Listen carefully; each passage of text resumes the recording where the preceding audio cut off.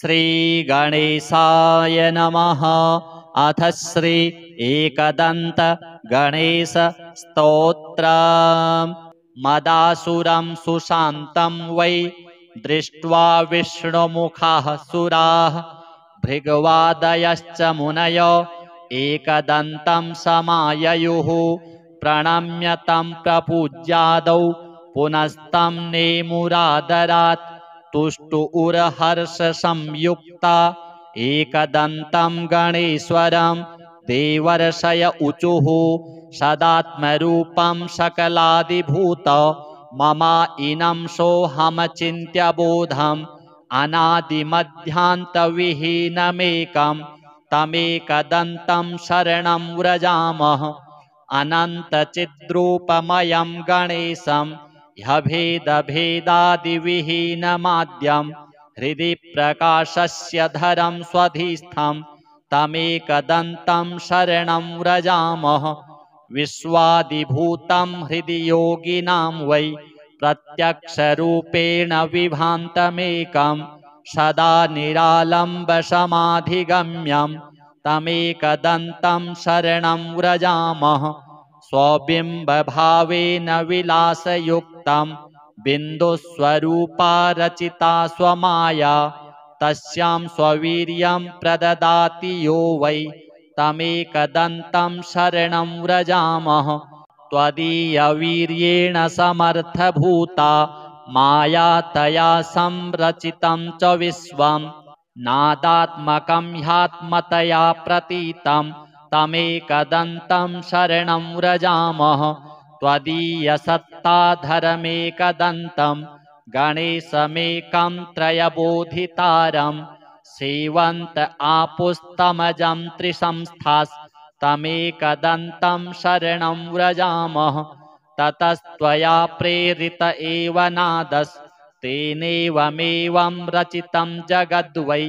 आनन्दरूपं समभावसंस्थं तमेकदन्तं शरणं व्रजामः। तदेव विश्वं कृपया तवैव सम्भूतमाद्यं तमसा विभातम् अनेकरूपं ह्यजमेकभूतं तमेकदन्तं शरणं व्रजामः। ततस्त्वया प्रेरितमेव तेन सृष्टं सुसूक्ष्मं जगदेकसंस्थं सत्त्वात्मकं श्वेतमनन्तमाद्यं तमेकदन्तं शरणं व्रजामः।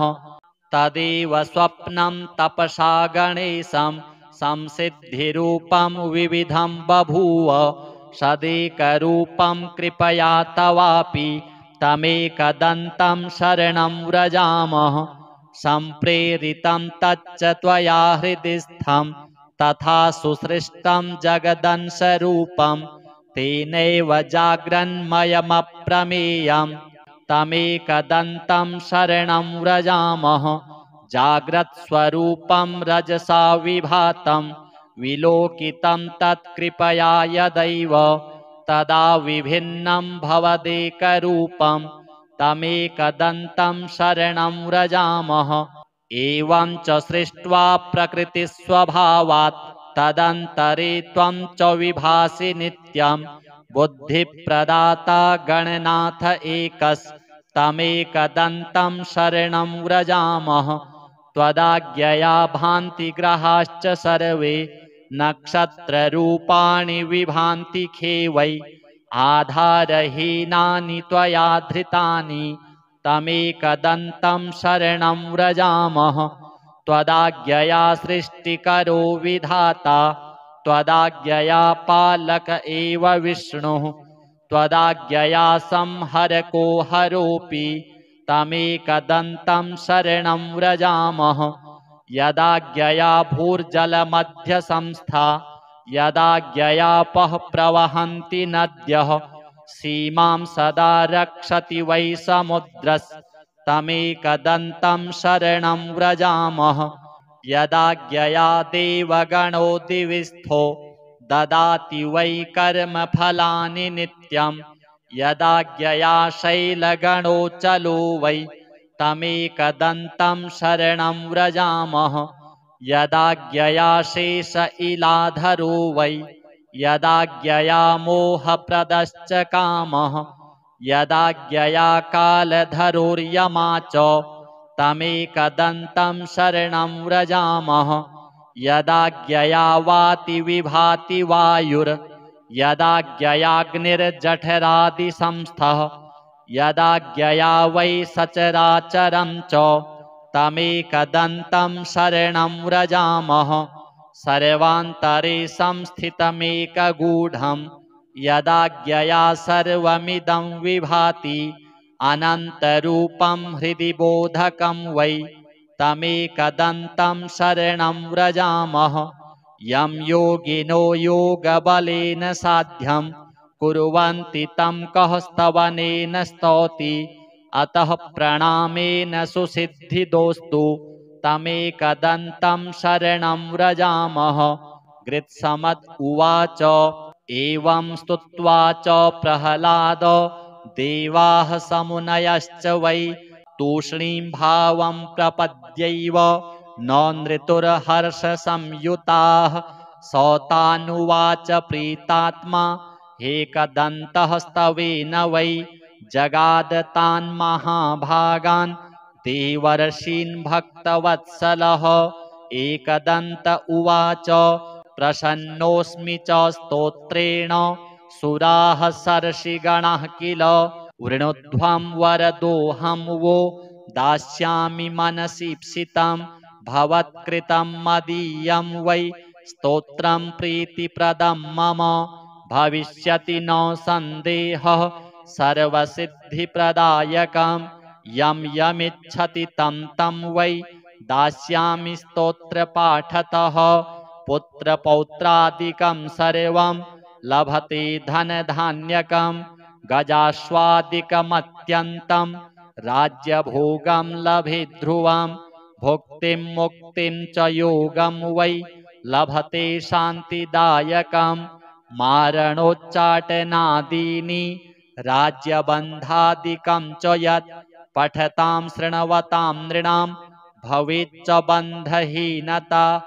एकविंशतिवारं च श्लोकांश्चैवैकविंशतिं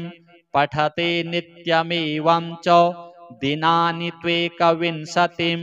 न तस्य दुर्लभं किञ्चित् त्रिषु लोकेषु वै भवेत् असाध्यं साधयेन्मर्त्यः सर्वत्र विजयी भवेत् नित्यं यः पठते स्तोत्रं ब्रह्मभूतः स वै नरः तस्य दर्शनतः सर्वे देवाः पूता भवन्ति वै एवं तस्य वचः श्रुत्वा प्रहृष्टा देवतर्षयः ऊचुः करपुटाः सर्वे भक्तियुक्ता गजाननं श्री एकदन्तदेवार्पणमस्तु। मदासुरं सुशान्तं वै दृष्ट्वा विष्णुमुखाः सुराः भृगवादयश्च मुनय एकदन्तं समाययुः प्रणम्य तं प्रपूज्यादौ पुनस्तं नेमुरादरात् तुष्टुरहर्षसंयुक्ता एकदन्तं गणेश्वरं देवर्षय ऊचुः सदात्मरूपं सकलादिभूत ममाइनं सोऽहमचिन्त्यबोधम् अनादिमध्यान्तविहीनमेकं तमेकदन्तं शरणं व्रजामः अनन्तचिद्रूपमयं गणेशं ह्यभेदभेदादिविहीनमाद्यं हृदि प्रकाशस्य धरं स्वधिस्थं तमेकदन्तं शरणं व्रजामः विश्वादिभूतं हृदि योगिनां वै प्रत्यक्षरूपेण विभान्तमेकं सदा निरालम्बसमाधिगम्यं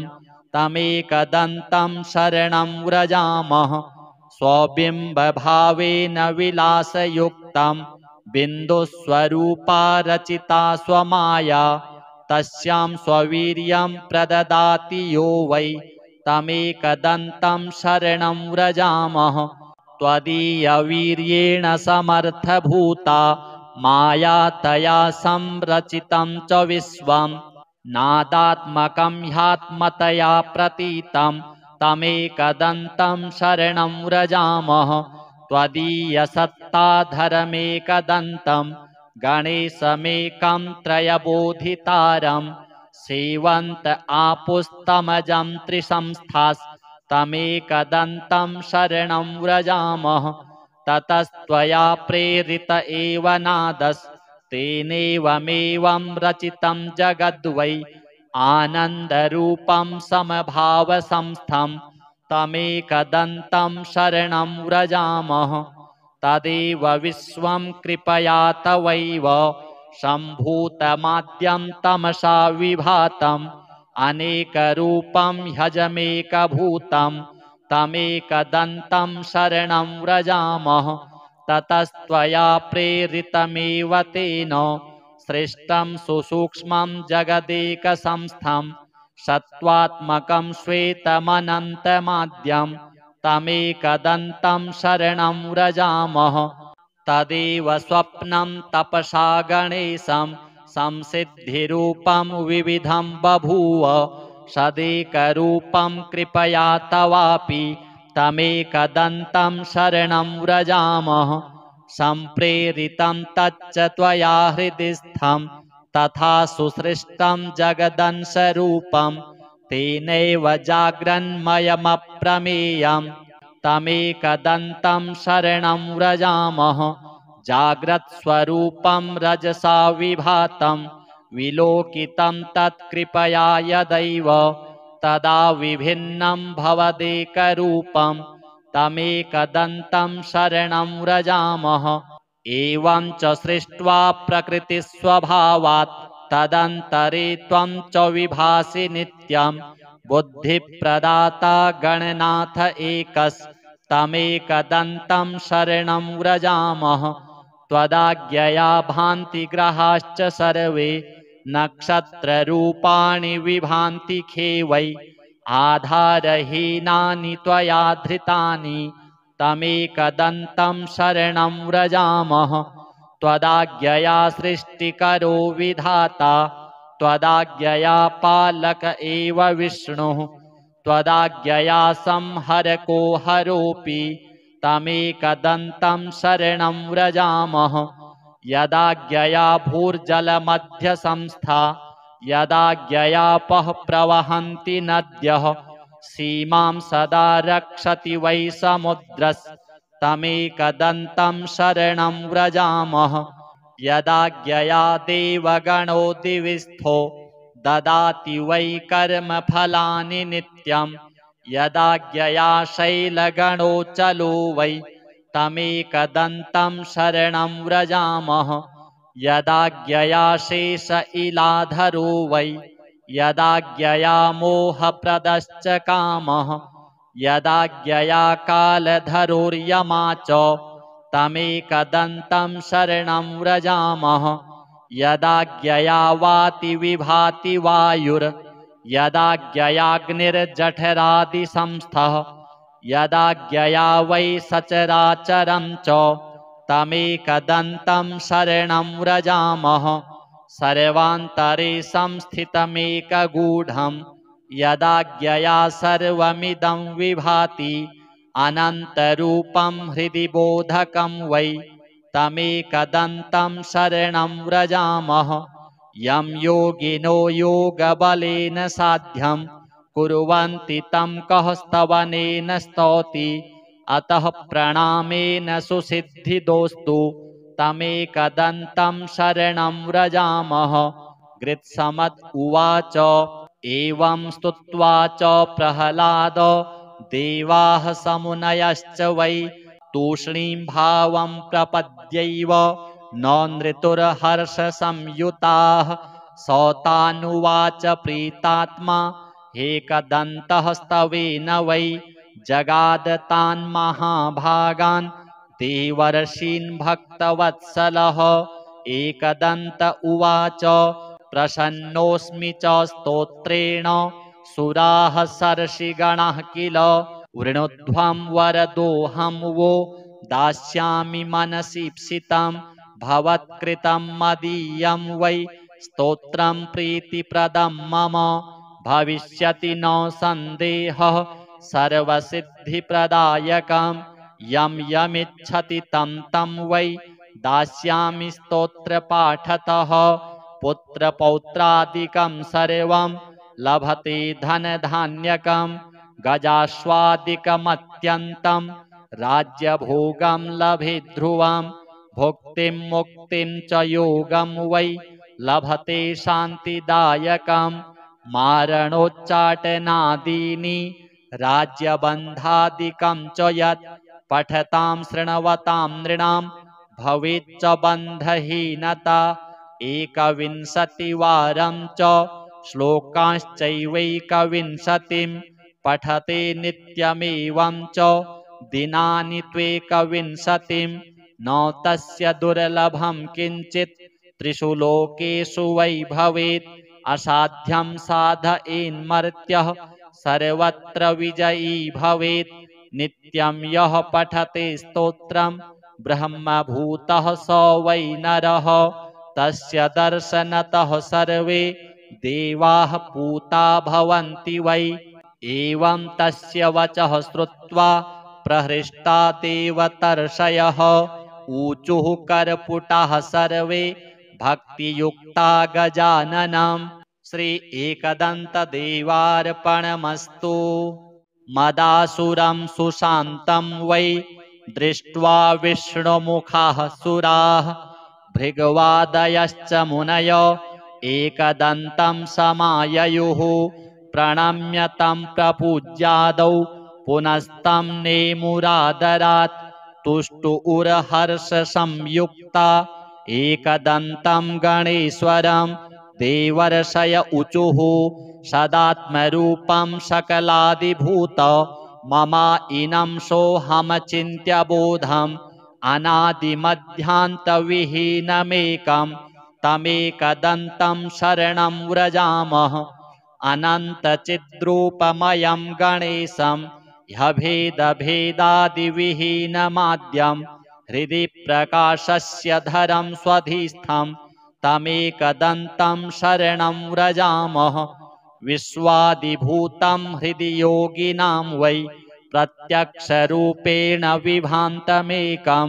सदा निरालम्बसमाधिगम्यं तमेकदन्तं शरणं व्रजामः स्वबिम्बभावेन विलासयुक्तं बिन्दुस्वरूपा रचिता स्वमाया तस्यां स्ववीर्यं प्रददाति यो वै तमेकदन्तं शरणं व्रजामः त्वदीयवीर्येण समर्थभूता माया तया संरचितं च विश्वं नादात्मकं ह्यात्मतया प्रतीतं तमेकदन्तं शरणं व्रजामः त्वदीयसत्ताधरमेकदन्तं गणेशमेकं त्रयबोधितारं सेवन्त आपुस्तमजं त्रिसंस्थास्तमेकदन्तं शरणं व्रजामः ततस्त्वया प्रेरित एव नादस्तेनेवमेवं रचितं जगद्वै आनन्दरूपं समभावसंस्थं तमेकदन्तं शरणं व्रजामः तदेव विश्वं कृपया तवैव सम्भूतमाद्यं तमसा विभातम् अनेकरूपं ह्यजमेकभूतं तमेकदन्तं शरणं व्रजामः ततस्त्वया प्रेरितमेव तेन सृष्टं सुसूक्ष्मं जगदेकसंस्थं सत्त्वात्मकं श्वेतमनन्तमाद्यं तमेकदन्तं शरणं व्रजामः तदेव स्वप्नं तपसा गणेशं संसिद्धिरूपं विविधं बभूव सदेकरूपं कृपया तवापि तमेकदन्तं शरणं व्रजामः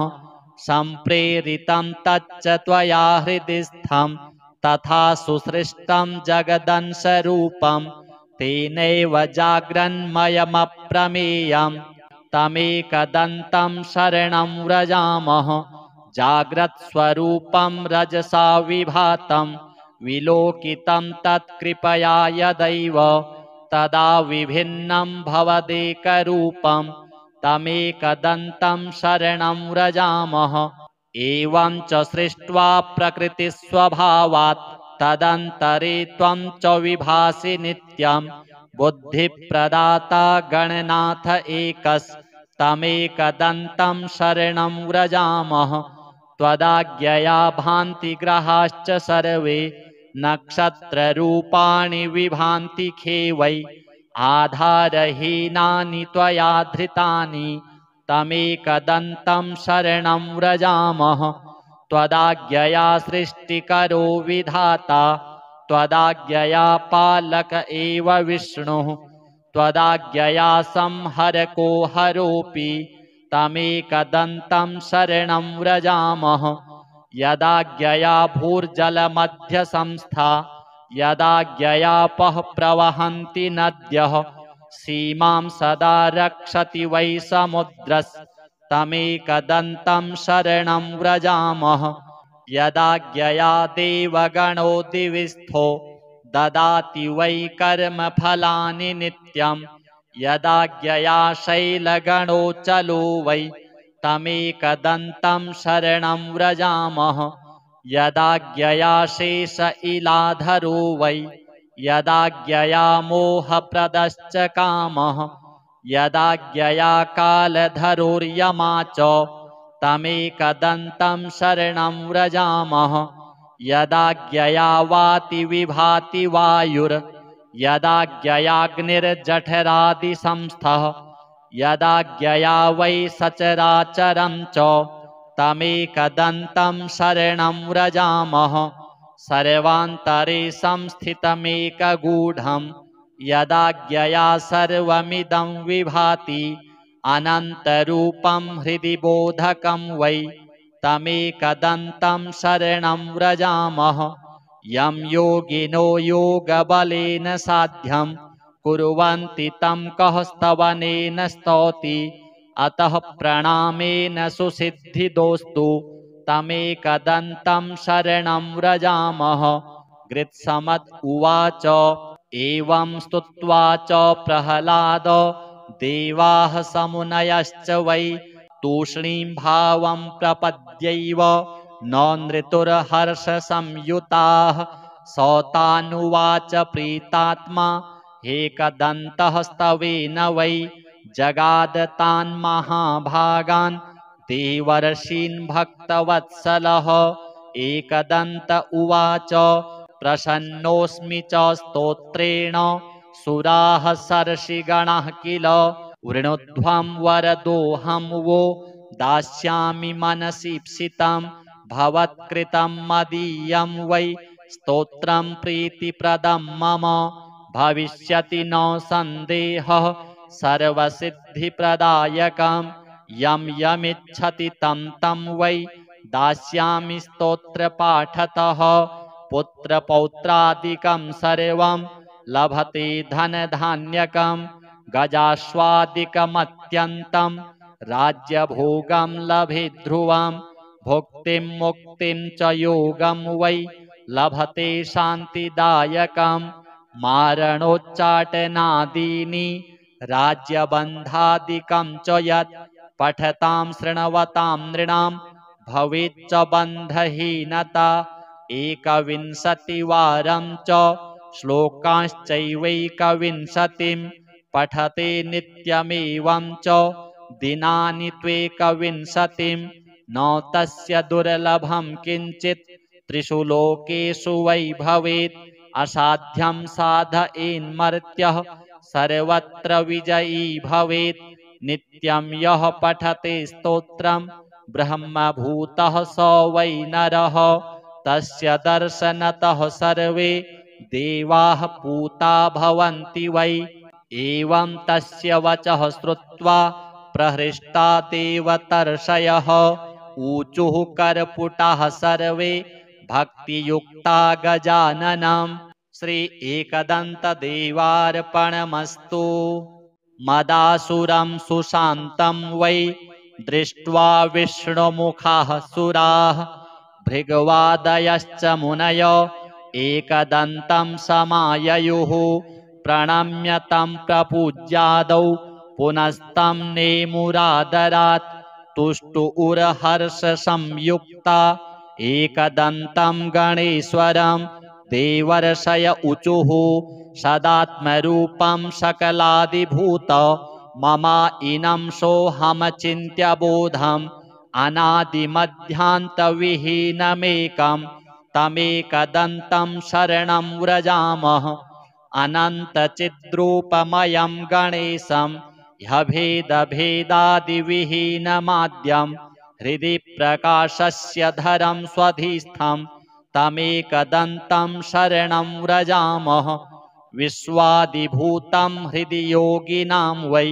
प्रत्यक्षरूपेण विभान्तमेकं सदा निरालम्बसमाधिगम्यं तमेकदन्तं शरणं व्रजामः स्वबिम्बभावेन विलासयुक्तं बिन्दुस्वरूपा रचिता स्वमाया तस्यां स्ववीर्यं प्रददाति यो वै तमेकदन्तं शरणं व्रजामः त्वदीयवीर्येण समर्थभूता माया तया संरचितं च विश्वं नादात्मकं ह्यात्मतया प्रतीतं तमेकदन्तं शरणं व्रजामः त्वदीयसत्ताधरमेकदन्तं गणेशमेकं त्रयबोधितारं सेवन्त आपुस्तमजं त्रिसंस्थास्तमेकदन्तं शरणं व्रजामः ततस्त्वया प्रेरित एव नादस्तेनेवमेवं रचितं जगद्वै आनन्दरूपं समभावसंस्थं तमेकदन्तं शरणं व्रजामः तदेव विश्वं कृपया तवैव सम्भूतमाद्यं तमसा विभातम् अनेकरूपं ह्यजमेकभूतं तमेकदन्तं शरणं व्रजामः ततस्त्वया प्रेरितमेव तेन सृष्टं सुसूक्ष्मं जगदेकसंस्थं सत्त्वात्मकं श्वेतमनन्तमाद्यं तमेकदन्तं शरणं व्रजामः तदेव स्वप्नं तपसा गणेशं संसिद्धिरूपं विविधं बभूव सदेकरूपं कृपया तवापि तमेकदन्तं शरणं व्रजामः सम्प्रेरितं तच्च त्वया हृदिस्थं तथा सुसृष्टं जगदंशरूपं तेनैव जाग्रन्मयमप्रमेयं तमेकदन्तं शरणं व्रजामः जाग्रत्स्वरूपं रजसा विभातं विलोकितं तत्कृपया यदैव तदा विभिन्नं भवदेकरूपं तमेकदन्तं शरणं व्रजामः एवं च सृष्ट्वा प्रकृतिस्वभावात् तदन्तरे त्वं च विभासि नित्यं बुद्धिप्रदाता गणनाथ एकस्तमेकदन्तं शरणं व्रजामः त्वदाज्ञया भान्ति ग्रहाश्च सर्वे नक्षत्ररूपाणि विभान्ति खेवै आधारहीनानि त्वया धृतानि तमेकदन्तं शरणं व्रजामः त्वदाज्ञया सृष्टिकरो विधाता त्वदाज्ञया पालक एव विष्णुः त्वदाज्ञया संहरको हरोऽपि तमेकदन्तं शरणं व्रजामः यदाज्ञया भूर्जलमध्यसंस्था यदाज्ञयापः प्रवहन्ति नद्यः सीमां सदा रक्षति वै समुद्रस्तमेकदन्तं शरणं व्रजामः यदाज्ञया देवगणो दिविस्थो ददाति वै कर्मफलानि नित्यं यदाज्ञया शैलगणो चलो वै तमेकदन्तं शरणं व्रजामः यदाज्ञया शेष इलाधरो वै यदाज्ञया मोहप्रदश्च कामः यदाज्ञया कालधरोर्यमा च तमेकदन्तं शरणं व्रजामः यदाज्ञया वाति विभाति वायुर् यदाज्ञयाग्निर्जठरादिसंस्थः यदाज्ञया वै सचराचरं च तमेकदन्तं शरणं व्रजामः सर्वान्तरे संस्थितमेकगूढं यदाज्ञया सर्वमिदं विभाति अनन्तरूपं हृदि बोधकं वै तमेकदन्तं शरणं व्रजामः यं योगिनो योगबलेन साध्यं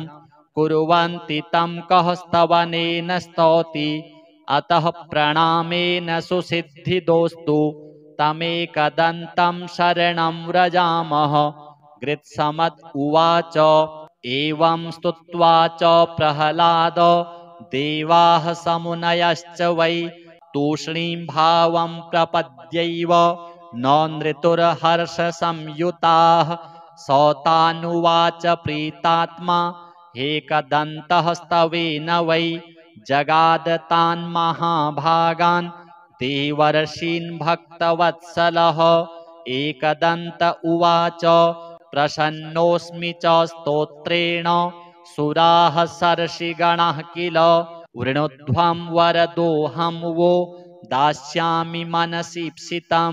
भवत्कृतं मदीयं वै स्तोत्रं प्रीतिप्रदं मम भविष्यति न सन्देहः सर्वसिद्धिप्रदायकं यं यमिच्छति तं तं वै दास्यामि स्तोत्रपाठतः पुत्रपौत्रादिकं सर्वं लभते धनधान्यकं गजाश्वादिकमत्यन्तं राज्यभोगं लभे ध्रुवं भुक्तिं मुक्तिं च योगं वै लभते शान्तिदायकं मारणोच्चाटनादीनि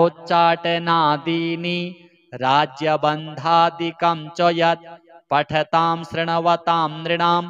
भवेच्च बन्धहीनता एकविंशतिवारं च श्लोकांश्चैवैकविंशतिं पठते नित्यमेवं च दिनानि त्वेकविंशतिं न तस्य दुर्लभं किञ्चित् त्रिषु लोकेषु वै भवेत् असाध्यं साधयेन्मर्त्यः सर्वत्र विजयी भवेत् नित्यं यः पठते स्तोत्रं ब्रह्मभूतः स वै नरः तस्य दर्शनतः सर्वे देवाः पूता भवन्ति वै एवं तस्य वचः श्रुत्वा प्रहृष्टा देवतर्षयः ऊचुः कर्पुटाः सर्वे भक्तियुक्ता गजाननं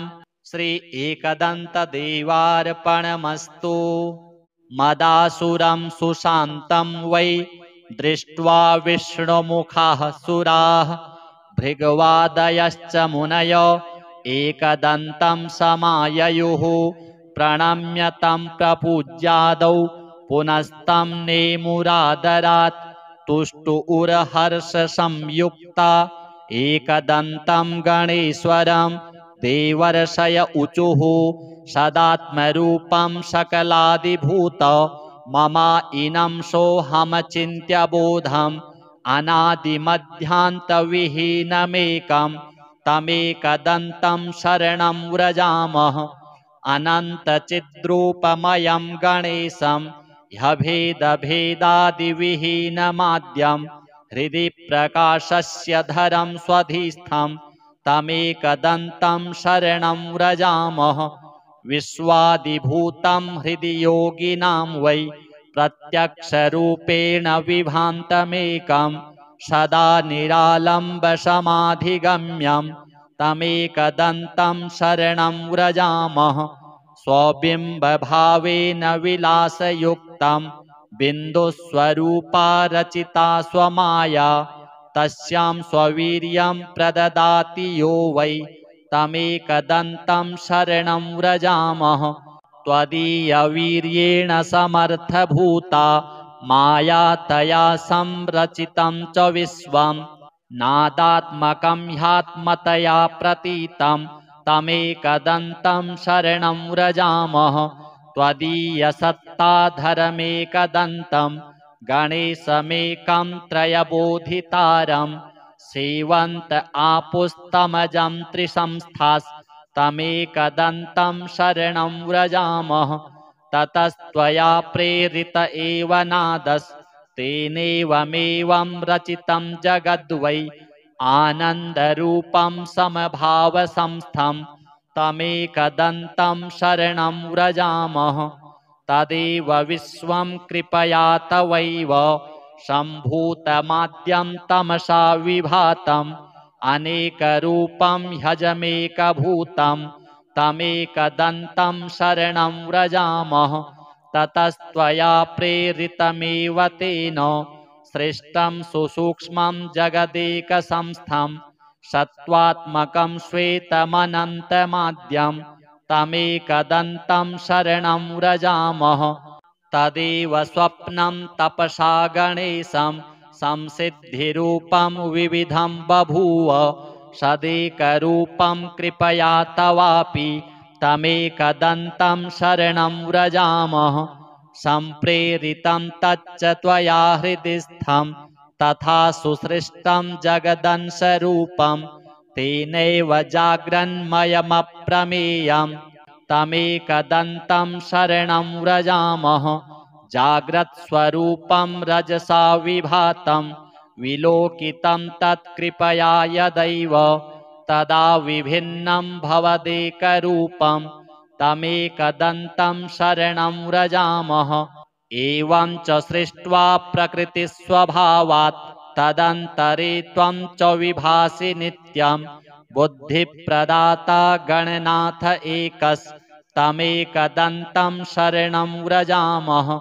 त्वदाज्ञया भान्ति ग्रहाश्च सर्वे नक्षत्ररूपाणि विभान्ति खेवै आधारहीनानि त्वया धृतानि तमेकदन्तं शरणं व्रजामः त्वदाज्ञया सृष्टिकरो विधाता त्वदाज्ञया पालक एव विष्णुः त्वदाज्ञया संहरको हरोऽपि तमेकदन्तं शरणं व्रजामः यदाज्ञया भूर्जलमध्यसंस्था यदाज्ञयापः प्रवहन्ति नद्यः सीमां सदा रक्षति वै समुद्रस्तमेकदन्तं शरणं व्रजामः यदाज्ञया देवगणो दिविस्थो ददाति वै कर्मफलानि नित्यं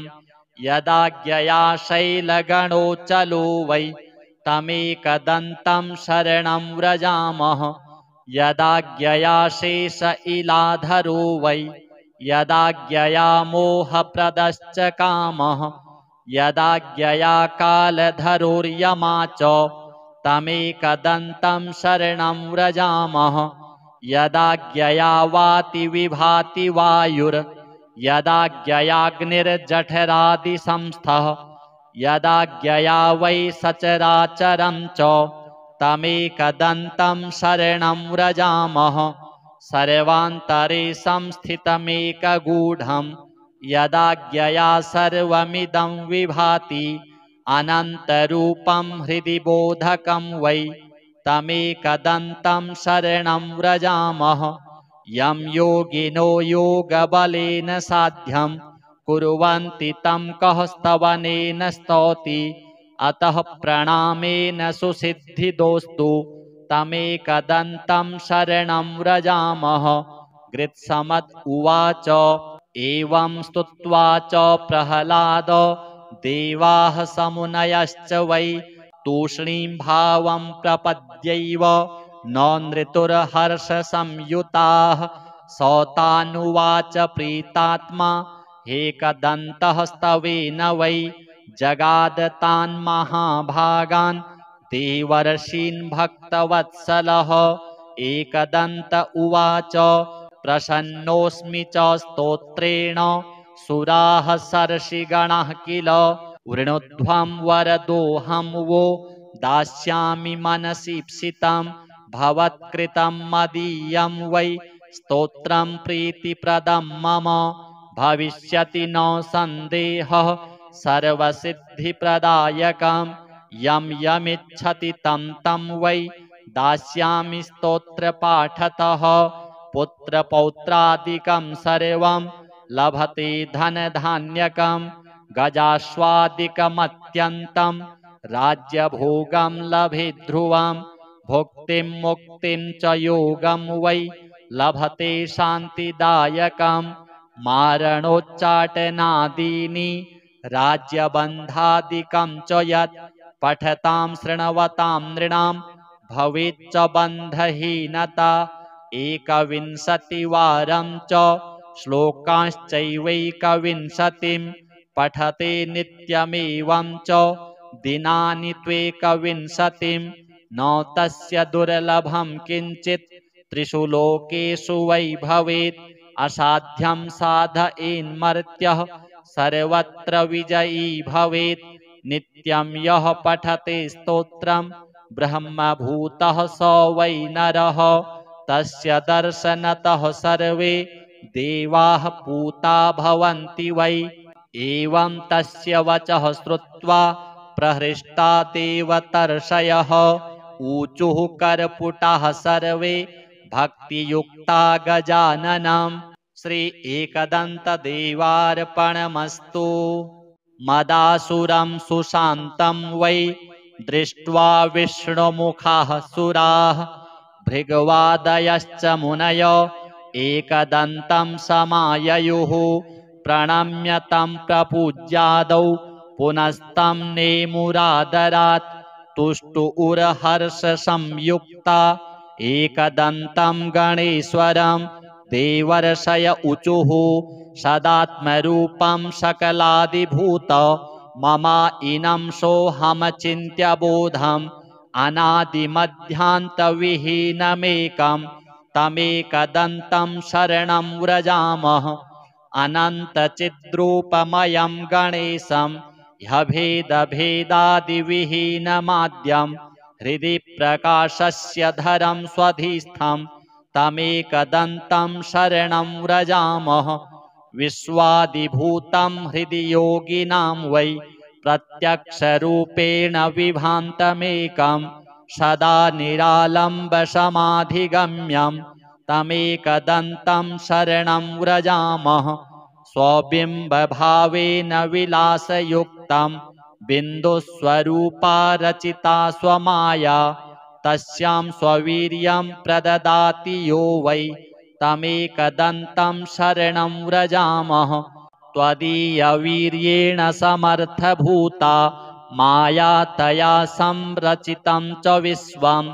नादात्मकं ह्यात्मतया प्रतीतं तमेकदन्तं शरणं व्रजामः त्वदीयसत्ताधरमेकदन्तं गणेशमेकं त्रयबोधितारं सेवन्त आपुस्तमजं त्रिसंस्थास्तमेकदन्तं शरणं व्रजामः ततस्त्वया प्रेरित एव नादस्तेनेवमेवं रचितं जगद्वै आनन्दरूपं समभावसंस्थं तमेकदन्तं शरणं व्रजामः तदेव विश्वं कृपया तवैव सम्भूतमाद्यं तमसा विभातम् अनेकरूपं ह्यजमेकभूतं तमेकदन्तं शरणं व्रजामः ततस्त्वया प्रेरितमेव तेन सृष्टं सुसूक्ष्मं जगदेकसंस्थं सत्त्वात्मकं श्वेतमनन्तमाद्यं तमेकदन्तं शरणं व्रजामः तदेव स्वप्नं तपसा गणेशं संसिद्धिरूपं विविधं बभूव सदेकरूपं कृपया तवापि तमेकदन्तं शरणं व्रजामः सम्प्रेरितं तच्च त्वया हृदिस्थं तथा सुसृष्टं जगदंशरूपं तेनैव जाग्रन्मयमप्रमेयं तमेकदन्तं शरणं व्रजामः जाग्रत्स्वरूपं रजसा विभातं विलोकितं तत्कृपया यदैव तदा विभिन्नं भवदेकरूपं तमेकदन्तं शरणं व्रजामः एवं च सृष्ट्वा प्रकृतिस्वभावात् तदन्तरे त्वं च विभासि नित्यं बुद्धिप्रदाता गणनाथ एकस्तमेकदन्तं शरणं व्रजामः त्वदाज्ञया भान्ति ग्रहाश्च सर्वे नक्षत्ररूपाणि विभान्ति खेवै आधारहीनानि त्वया धृतानि तमेकदन्तं शरणं व्रजामः त्वदाज्ञया सृष्टिकरो विधाता त्वदाज्ञया पालक एव विष्णुः त्वदाज्ञया संहरको हरोऽपि तमेकदन्तं शरणं व्रजामः यदाज्ञया भूर्जलमध्यसंस्था यदाज्ञयापः प्रवहन्ति नद्यः सीमां सदा रक्षति वै समुद्रस्तमेकदन्तं शरणं व्रजामः यदाज्ञया देवगणो दिविस्थो ददाति वै कर्मफलानि नित्यं यदाज्ञया शैलगणो चलो वै तमेकदन्तं शरणं व्रजामः यदाज्ञया शेष इलाधरो वै यदाज्ञया मोहप्रदश्च कामः यदाज्ञया कालधरोर्यमा च तमेकदन्तं शरणं व्रजामः यदाज्ञया वाति विभाति वायुर् यदाज्ञयाग्निर्जठरादिसंस्थः यदाज्ञया वै सचराचरं च तमेकदन्तं शरणं व्रजामः सर्वान्तरे संस्थितमेकगूढं यदाज्ञया सर्वमिदं विभाति अनन्तरूपं हृदि बोधकं वै तमेकदन्तं शरणं व्रजामः यं योगिनो योगबलेन साध्यं कुर्वन्ति तं कः स्तवनेन स्तौति अतः प्रणामेन सुसिद्धिदोस्तु तमेकदन्तं शरणं व्रजामः गृत्समत् उवाच एवं स्तुत्वा च प्रह्लाद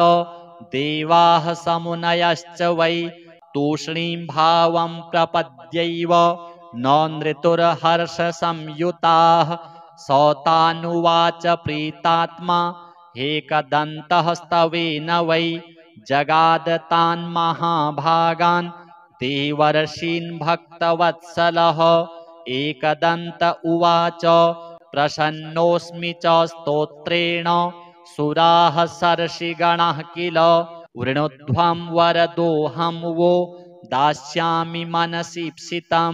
भवत्कृतं मदीयं वै स्तोत्रं प्रीतिप्रदं मम भविष्यति न सन्देहः सर्वसिद्धिप्रदायकं यं यमिच्छति तं तं वै दास्यामि स्तोत्रपाठतः पुत्रपौत्रादिकं सर्वं लभते धनधान्यकं गजाश्वादिकमत्यन्तं राज्यभोगं लभे ध्रुवं भुक्तिं मुक्तिं च योगं वै लभते शान्तिदायकं मारणोच्चाटनादीनि राज्यबन्धादिकं च यत् पठतां शृण्वतां नृणां भवेच्च बन्धहीनता एकविंशतिवारं च श्लोकांश्चैवैकविंशतिं पठते नित्यमेवं च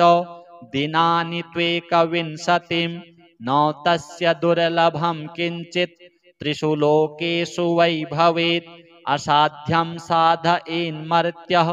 सर्वत्र विजयी भवेत् नित्यं यः पठते स्तोत्रं ब्रह्मभूतः स वै नरः तस्य दर्शनतः सर्वे देवाः पूता भवन्ति वै एवं तस्य वचः श्रुत्वा प्रहृष्टा देवतर्षयः ऊचुः कर्पुटाः सर्वे भक्तियुक्ता गजाननं श्री एकदन्तदेवार्पणमस्तु मदासुरं सुशान्तं वै दृष्ट्वा विष्णुमुखाः सुराः भृगवादयश्च मुनय एकदन्तं समाययुः प्रणम्य तं प्रपूज्यादौ पुनस्तं नेमुरादरात् तुष्टुरहर्षसंयुक्ता एकदन्तं गणेश्वरं देवर्षय ऊचुः सदात्मरूपं सकलादिभूत मम इनं सोऽहमचिन्त्य बोधं अनादिमध्यान्तविहीनमेकं तमेकदन्तं शरणं व्रजामः अनन्तचिद्रूपमयं गणेशं ह्यभेदभेदादिविहीनमाद्यं हृदि प्रकाशस्य धरं स्वधिस्थं तमेकदन्तं शरणं व्रजामः विश्वादिभूतं हृदि योगिनां वै प्रत्यक्षरूपेण विभान्तमेकं सदा निरालम्बसमाधिगम्यं तमेकदन्तं शरणं व्रजामः स्वबिम्बभावेन विलासयुक्तं बिन्दुस्वरूपा रचिता स्वमाया तस्यां स्ववीर्यं प्रददाति यो वै तमेकदन्तं शरणं व्रजामः त्वदीयवीर्येण समर्थभूता माया तया संरचितं च विश्वं नादात्मकं ह्यात्मतया प्रतीतं तमेकदन्तं शरणं व्रजामः त्वदीयसत्ताधरमेकदन्तं गणेशमेकं त्रयबोधितारं सेवन्त आपुस्तमजं त्रिसंस्थास्तमेकदन्तं शरणं व्रजामः ततस्त्वया प्रेरित एव नादस्तेनेवमेवं रचितं जगद्वै आनन्दरूपं समभावसंस्थं तमेकदन्तं शरणं व्रजामः तदेव विश्वं कृपया तवैव सम्भूतमाद्यं तमसा विभातम् अनेकरूपं ह्यजमेकभूतं तमेकदन्तं शरणं व्रजामः ततस्त्वया प्रेरितमेव तेन सृष्टं सुसूक्ष्मं जगदेकसंस्थं सत्त्वात्मकं श्वेतमनन्तमाद्यं तमेकदन्तं शरणं व्रजामः तदेव स्वप्नं तपसा गणेशं संसिद्धिरूपं विविधं बभूव सदेकरूपं कृपया तवापि तमेकदन्तं शरणं व्रजामः सम्प्रेरितं तच्च त्वया हृदिस्थं तथा सुसृष्टं जगदंशरूपं तेनैव जाग्रन्मयमप्रमेयं तमेकदन्तं शरणं व्रजामः जाग्रत्स्वरूपं रजसा विभातं विलोकितं तत्कृपया यदैव तदा विभिन्नं भवदेकरूपं तमेकदन्तं शरणं व्रजामः एवं च सृष्ट्वा प्रकृतिस्वभावात् तदन्तरे त्वं च विभासि नित्यं बुद्धिप्रदाता गणनाथ एकस्तमेकदन्तं शरणं व्रजामः त्वदाज्ञया भान्ति ग्रहाश्च सर्वे नक्षत्ररूपाणि विभान्ति खेवै आधारहीनानि त्वया धृतानि तमेकदन्तं शरणं व्रजामः त्वदाज्ञया सृष्टिकरो विधाता त्वदाज्ञया पालक एव विष्णुः त्वदाज्ञया संहरको हरोऽपि तमेकदन्तं शरणं व्रजामः यदाज्ञया भूर्जलमध्यसंस्था यदाज्ञयापः प्रवहन्ति नद्यः सीमां सदा रक्षति वै समुद्रस्तमेकदन्तं शरणं व्रजामः यदाज्ञया देवगणो दिविस्थो ददाति वै कर्मफलानि नित्यं यदाज्ञया शैलगणो चलो वै तमेकदन्तं शरणं व्रजामः यदाज्ञया शेष इलाधरो वै यदाज्ञया मोहप्रदश्च कामः यदाज्ञया कालधरोर्यमा च तमेकदन्तं शरणं व्रजामः यदाज्ञया वाति विभाति वायुर्यदाज्ञयाग्निर्जठरादिसंस्थः यदाज्ञया वै सचराचरं च तमेकदन्तं शरणं व्रजामः सर्वान्तरे संस्थितमेकगूढं यदाज्ञया सर्वमिदं विभाति अनन्तरूपं हृदि बोधकं वै तमेकदन्तं शरणं व्रजामः यं योगिनो योगबलेन साध्यं कुर्वन्ति तं कः स्तवनेन स्तौति अतः प्रणामेन सुसिद्धिदोस्तु तमेकदन्तं शरणं व्रजामः। गृत्समत् उवाच एवं स्तुत्वा च प्रह्लाद देवाः समुनयश्च वै तूष्णीं भावं प्रपद्यैव न नृतुर्हर्षसंयुताः। सौतानुवाच प्रीतात्मा एकदन्तः स्तवेन वै जगादतान् महाभागान् देवर्षीन् भक्तवत्सलः। एकदन्त उवाच प्रसन्नोऽस्मि च स्तोत्रेण सुराः सर्षिगणः किल वृणुध्वं वरदोऽहं वो दास्यामि मनसीप्सितं भवत्कृतं मदीयं वै स्तोत्रं प्रीतिप्रदं मम भविष्यति न सन्देहः सर्वसिद्धिप्रदायकं यं यमिच्छति तं तं वै दास्यामि स्तोत्रपाठतः पुत्रपौत्रादिकं सर्वं लभते धनधान्यकं गजाश्वादिकमत्यन्तं राज्यभोगं लभे ध्रुवं भुक्तिं मुक्तिं च योगं वै लभते शान्तिदायकं मारणोच्चाटनादीनि राज्यबन्धादिकं च यत् पठतां शृण्वतां नृणां भवेच्च बन्धहीनता एकविंशतिवारं च श्लोकांश्चैवैकविंशतिं पठते नित्यमेवं च दिनानि त्वेकविंशतिं न तस्य दुर्लभं किञ्चित् त्रिषु लोकेषु वै भवेत् असाध्यं साधयेन्मर्त्यः सर्वत्र विजयी भवेत् नित्यं यः पठते स्तोत्रं ब्रह्मभूतः स वै नरः तस्य दर्शनतः सर्वे देवाः पूता भवन्ति वै एवं तस्य वचः श्रुत्वा प्रहृष्टा देवतर्षयः ऊचुः करपुटाः सर्वे भक्तियुक्ता गजाननं श्री एकदन्तदेवार्पणमस्तु।